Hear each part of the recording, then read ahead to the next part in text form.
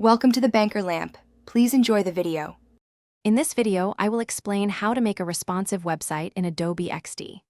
Responsive design is crucial for ensuring your website looks great and functions perfectly across all devices, from large desktop monitors to small mobile phones.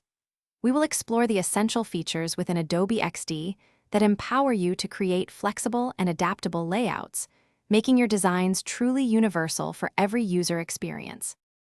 Adobe XD's responsive resize feature is a powerful tool. When you resize an artboard, elements automatically adjust, but you can fine-tune this. Manually set constraints like pin to left or scale width for precise control. Grouping related objects, such as a button with its text, helps maintain their relative positions and proportions, ensuring a consistent look across different screen dimensions with minimal effort.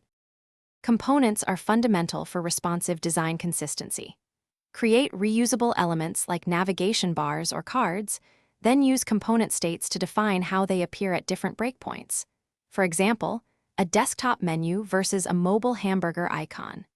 You can easily override properties of individual component instances without affecting the main component, offering flexibility while maintaining a cohesive design system. To effectively design responsively, it is best practice to create separate artboards for key breakpoints. Consider common sizes like desktop, tablet, and mobile, perhaps around 1280 pixels, 768 pixels, and 360 pixels wide, respectively.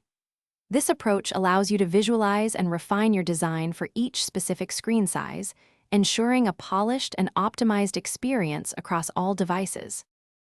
Thanks for watching. If this was helpful, leave a like and consider subscribing. See you next time.